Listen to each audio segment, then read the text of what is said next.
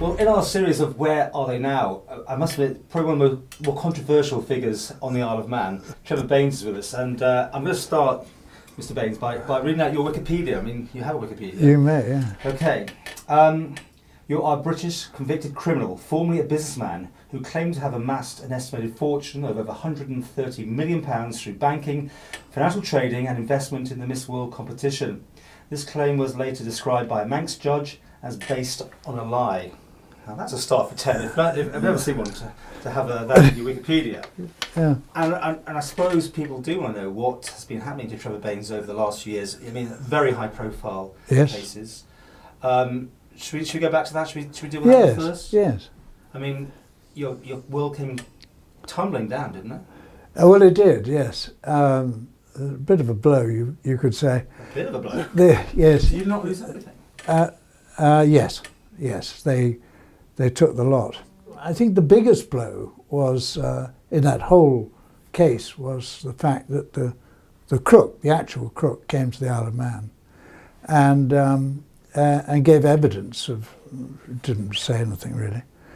And he collected $41 million and went back to the United States, and that was that. So that was the part that made me feel bad. Okay. But you were in the Sunday Times rich list. Yes. Did you really? Yes, by their choice. I was going to say, because a lot of rich people, I understand, don't want to get in that list. Did you not actually? And a lot are put in. I was put in years ago, and I just didn't complain. So is 130 million on the money? Well, my father was very wealthy. Yeah. But I never had 130 million. No, I was very well off though. Yeah.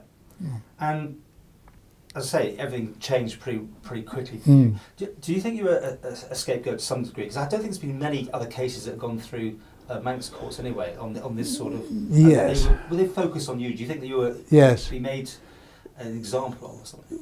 There was, yes, definitely, and trying to show the Isle of Man's financial system in a super light.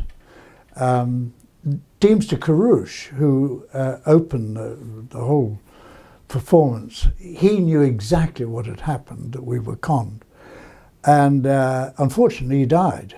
So we lost a great supporter. In fact, in that very first court case, Deemster Carouche said that how lucky the government was to have me in a position where I could guide and protect this gentleman's trust. So losing him was a blow. Can you explain what the court case really was about? Yes, there was 100 and something million, I think it was 170 million, this man purportedly had made in share dealings. And he'd conned, I think it was 15 banks and PKF, the accountancy firm, and they all believed him. I believed him because they did, really.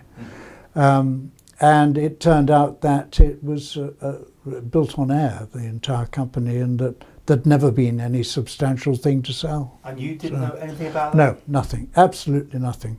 We were befuddled. My co-trustee, who turned out to be in on the client's game, was a Swiss banker, licensed banker, again imparting trust to the proceedings. You made your money dealing with these sort of people, didn't you? He was very good. He really was very good. All the names of his companies were famous names. It turned out to be illegally formed, but his presentation was terrific. I mean, you know. But did you court these people? Did they find you? I mean, yes, he was just another client. We had clients from 1898 when the company was founded, and I think we probably had 3 bad clients along the way.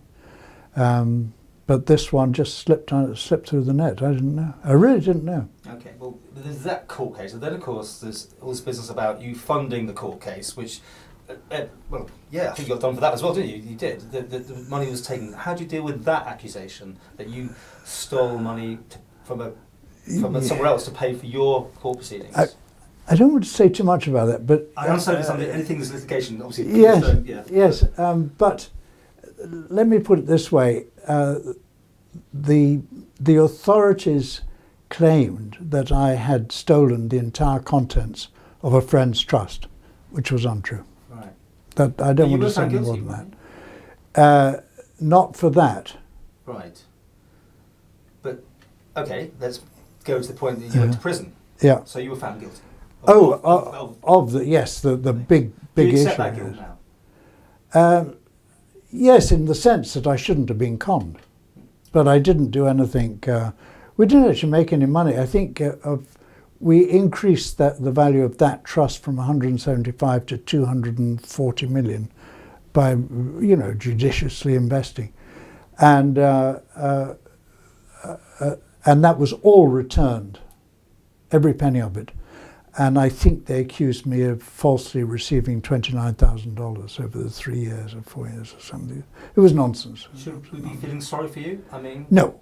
I looking back on it, it's part of life's, Well, I mean, your world went upside down. I mean, there you are. Yeah. I vaguely moved in your circle. Your 50th birthday, I got invited to this Lido. And Yes, you gave that's out a right. medal, and you were living this jet set life. Yes. Your wife and Well, we're doing very well. They produced a pop record when we used to play Yeah. Manx radio.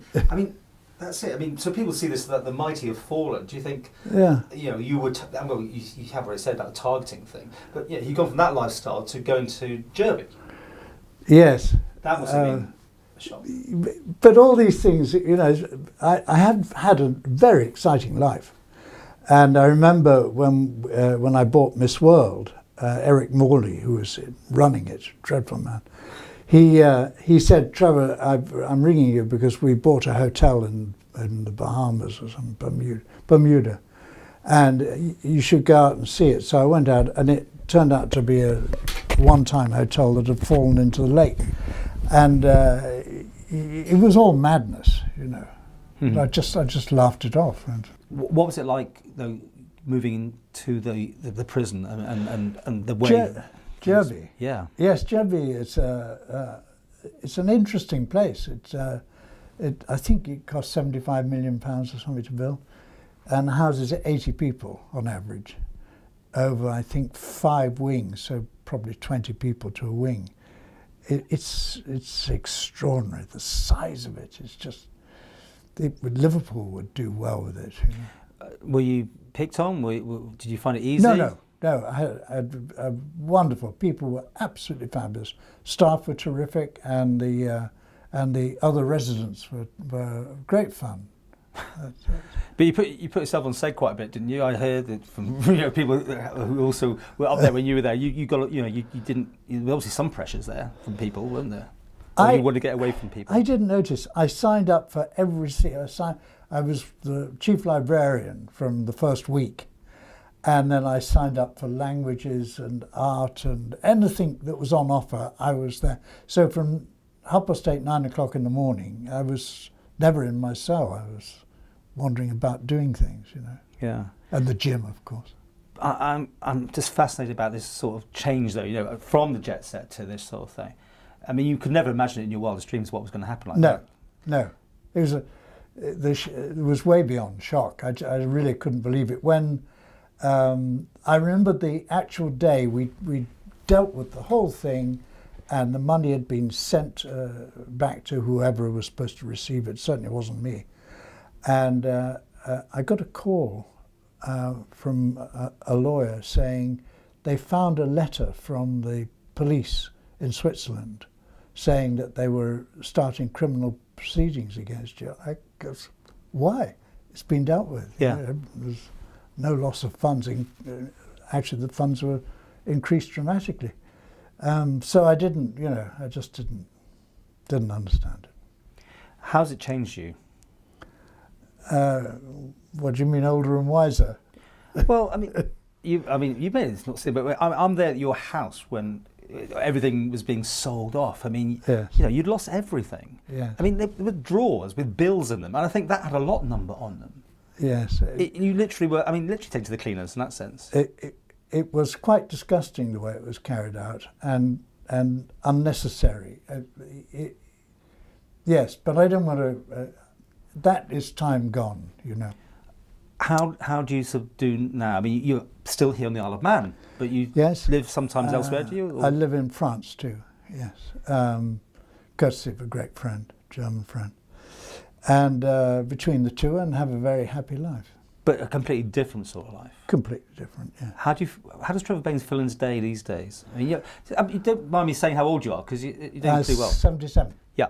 Mm. So you're retired. Yes. Yes. But how do you fill your days in? I write.